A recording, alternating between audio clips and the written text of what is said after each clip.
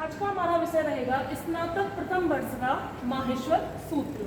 आपकी परीक्षा में आने वाला जो ये टॉपिक है माहेश्वर सूत्र, ये 10 नंबर का है आपका। तो माहेश्वर सूत्र जैसा कि नाम से ही पता चलता है कि माहेश्वर, माहेश्वर का मतलब होता है कि महा प्लस ईश्वर, ये दो शब्दों से मिलकर बना है।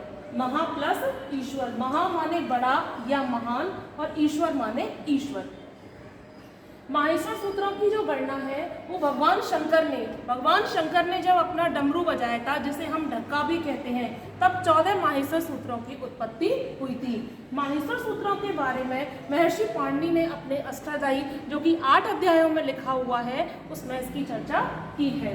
अब हम जानेंगे कि माहेश्वर सूत्र कितने होते हैं। तो माहेश्वर सूत्र यानी भगवान शंकर ने जब डमरू बजाया था तो उनके डमरू से कितने माहेश्वर सूत्रों की रचना हुई थी? 14 माहेश्वर सूत्रों की रचना हुई थी।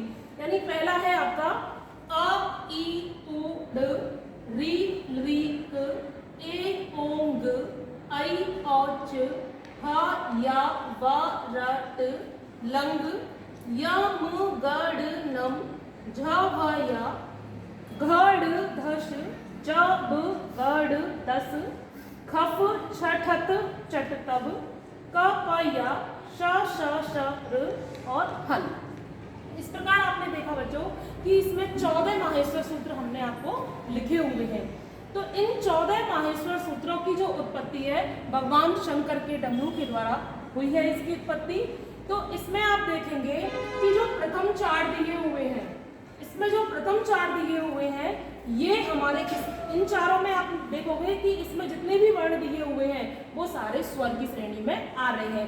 अंतिम वर्ण जो दिया हुआ है ये व्यंजन की श्रेणी में आ रहा है। अब इस पर आपने देखेंगे कि इन सब पर हमने किसी प्रकार का कोई हलंत नहीं लगाया हुआ है, लेकिन अंतिम वाला जो वर्ण आप देख रहे हैं इस पर हमने हलंत लगाया हुआ है। इसका मतलब ये है कि ये जितने भी अंतिम वर्ण हैं जिस पर मैंने हलंत का निशान लगाया हुआ है, आप देखें यानी इस पर लगा हुआ है ये चापे टापे मापे यहाँ पे, इन 14 ही सूत्रों में मैंने सबसे जो लास्ट का वर्ण है उस पर मैंने हलंत लगाया है। इसके हलंत लगाने का एक ही उद्देश्य है मेरा कि इसका मतलब ये है कि ये एक संज्ञक वर्ण की श्रेणी में आते हैं। यानी जिस पर भी मैंने हलंत लगाया हुआ है वो किसकी श्रेणी में आएंगे? वो इत संज्ञक की श्रेणी में आएंगे, क्योंकि जो इत संज्ञा का मतलब होता है विनाश का चिन्ह लग जाना, आगे क्रिया और प्रतिक्रिया का रुक जाना। तो देखें कि आ ई उ री री ए ओ ऐ और औ, ये जो 4 आपके सूत्र दिए हुए हैं ये 4 सूत्र तो आपकी स्वर की श्रेणी में आएंगे। और यानी और ये जो 5वें नंबर का सूत्र यहाँ से ह या वरट से जो आपका चालू हो रहा है और यहाँ तक, इसका मतलब हो गया कि ये किसकी श्रेणी में आएंगे? ये हमारे व्यंजन की श्रेणी में आएंगे। इस प्रकार हम देखें तो इसमें कितने स्वर हैं? यदि हम काउंटिंग करें इसकी तो 1 2 3 4 5 6 7 8 और 9, यानी स्वरों की संख्या हमारी कितनी हो गई? 9 हो गई। और हम व्यंजन देखें तो हम गिनेंगे इसमें से ही, तो व्यंजन हमारे यहाँ से स्टार्ट होते हैं, तो हा से लेकर के और जो हमारे सा तक के जितने भी व्यंजन आ रहे हैं वो किसकी श्रेणी में आएंगे? ये हमारे व्यंजन की श्रेणी में आएंगे। अब इसमें आप देखेंगे कि जो पीछे की तरफ जितने भी इसमें वो दिए हुए हैं हलंत लगाया हुआ है, इस हलंत लगाने का मतलब ये है कि आपके इसमें स्नातक प्रथम वर्ष में एक प्रत्याहार का एक टॉपिक है। तो प्रत्याहार जो हम बनाते हैं, प्रत्याहार 2 वर्णों से मिलके बनेगा प्रत्याहार, ठीक है ना। तो जब हम जो प्रत्याहार बनाएंगे, जैसे मैंने आपसे कहा अण प्रत्याहार, तो अण प्रत्याहार के लिए हम क्या करेंगे? इसमें आ दिया हुआ है और आ दिया हुआ है। तो प्रत्याहार में जो 2 वर्ण होते हैं ये केवल अपने ही शब्दों का बोध नहीं कराते हैं, बल्कि बीच में आने वाले जितने भी वर्ण होते हैं उनका भी ये बोध कराते हैं। जैसे मैंने आपसे कहा अण।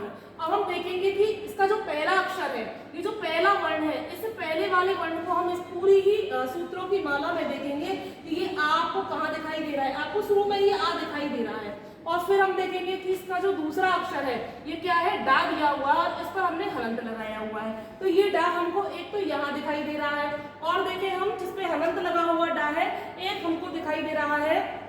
देखें आप इसको, एक तो हमें यहाँ दिखाई दिया, एक हमें यहाँ दिखाई दे रहा है, लंग वाले के इस पे दिखाई दे रहा है। तो परीक्षा में यदि आपको अण प्रत्याहार करने के लिए आता है तो आप अण प्रत्याहार में आप एक तो ये वाला बनाकर आएंगे आ ई उ। कौन सा बनाएंगे आप? आ ई उ। और दूसरा आप आ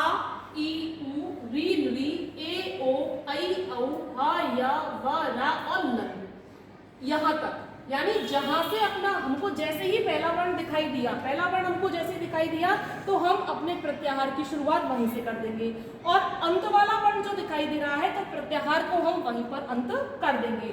बाद में आने वाले जितने भी शब्द आपको दिखाई दे रहे हैं प्रत्येक सूत्र के अंतर्गत जिसपे हलंत लगा हुआ है, प्रत्याहार जब हम बनाएंगे तो प्रत्याहार लिखते समय इन वर्णों को नहीं लिखा जाता है। क्यों नहीं लिखा जाता है? क्योंकि हम इनकी इत संज्ञा कर देते हैं, और इत संज्ञा का मतलब होता है उस पे विनाश का चिन्ह लग जाना। अब हम देखेंगे इसमें कि ये तो हमारे प्रथम चार है, ये तो स्वर में आ गए हमारे, और ये हा से लेकर के और ये हमारे यहाँ तक के हैं, ये हमारे किसकी श्रेणी में आ गए? ये हमारे व्यंजन की श्रेणी में आते हैं। देख लीजिए आप अली इसमें कि इसमें सारे जितने भी वर्ण हैं ये सारे व्यंजन हैं। यदि हम देखें कि या ये जो पूरा है पांचवा, ये आपका किस में आ जाएगा? ये आपका अंतस्थ वर्ण में आ जाएगा, इसमें आएगा ये आपका अंतस्थ वर्ण में आ जाएगा। इस सूत्र को देखें, इसमें पांचों ही हमारे क्या दिए हुए हैं? पंचम वर्ण दिए हुए हैं। पांचों ही कौन से हैं? इसमें हमारे पंचम वर्ण दिए हुए हैं।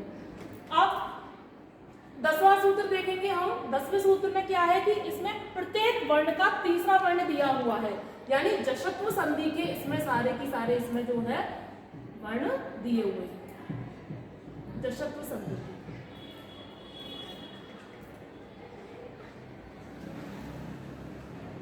जशत्व संधि के आपने ये इसमें आपने पूरे करे हैं आपने। अब आप देखें, जैसे अब मैं आपसे ये कहूं कि हल प्रत्याहार बनाना है आपको। कौन सा प्रत्याहार बनाना है? हल।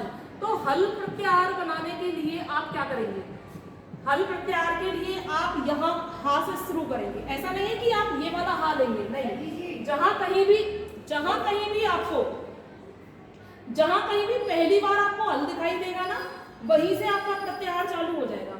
जैसे आपने हल हा कहाँ देखा? यहाँ देखा है, तो आप यहीं से अपना प्रत्याहार शुरू कर देंगे। हा, या, वा, रा, लग। जिस पर क्या लगा हुआ है? हलंत लगा हुआ है, उसको नहीं लिखेंगे हम इसमें। मैंने आपको पहले ही बताया कि इसमें हम जो हलंत का निशान लगा हुआ है इसको हम इसमें नहीं लिखेंगे।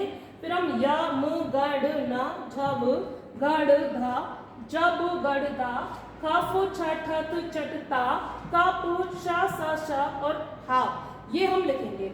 हा को हम दोबारा से नहीं लिखेंगे क्योंकि हम पहले ही इसको यहाँ लिख चुके हैं। इस प्रकार हम इसका हल प्रत्याहार बनाएंगे। कोई भी प्रत्याहार बनाया जाएगा आपको, कोई भी प्रत्याहार हम बना रहे हैं तो उस प्रत्याहार के लिए सबसे पहले वाला और सबसे लास्ट वाला हम देखेंगे।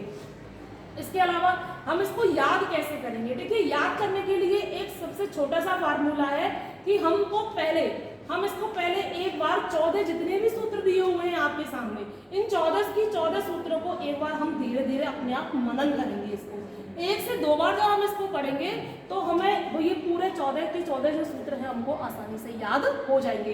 पहले वाले में हमने देखा कि प्रथम 4 में हमारे स्वर आ रहे हैं। अब तक हमने क्या किया है, इसमें जो 9 स्वर हैं आपके, ये 9 स्वर आपके पहले में आ जाएंगे, तो याद करने में बिल्कुल दिक्कत नहीं आएगी। आप एक बार बोल भी सकते हैं, जैसे अयुड, री, री, ए, ओंक, आई, औ, छय, अवरट, लंग, यम, गढ़, नम, झवया, गढ़, दस, जब, गढ़, दस, कफ, छटक, चट, तब, कपया, शशद और हल। यदि हम बार बार इसको 1 से 2 बार प्रयास करेंगे तो हमें ये बहुत ही आसानी से याद हो जाएंगे। अब देखिए, हमने प्रत्याहार एक तो हमने ये बनाया प्रत्याहार, अण प्रत्याहार बना लिया हमने, एक हमने हाथ लेकर के ये जो है हमने हल प्रत्याहार बना लिया। अब इसमें सूत्रों को जो हमने याद किया था, इसमें एक विशेष बात ये है कि ये जो हमारे पूरे 14 सूत्र हैं, इन पूरे 14 सूत्रों को हमें एक ही क्रम में याद करना होगा। क्यों? ऐसा नहीं है कि आपने पहले अयुण याद कर लिया फिर अयौज याद कर लिया, नहीं। आपको ये जितने भी सूत्र हैं ये इसी क्रम में ही याद करने होंगे। यदि आपने इसी क्रम में याद नहीं किए तो हमारे जो प्रत्याहार है वो प्रत्याहार की जो गणना है वो हमारी गलत हो जाएगी। देखिए, जैसे 10वां सूत्र है, 10वें में पहचानने की ट्रिक होती है छोटी छोटी सी कि 10वें में 10 आ रहा है, तो आप ये जान लेंगे कि 10वें में 10 ही आना चाहिए। उसके बाद तो हमारे 4 हो जाएंगे, ये कपो, चटत, चटता, कपया, शशर और हल। ठीक है, आगे की क्लास में हम इसके और जानकारी देंगे।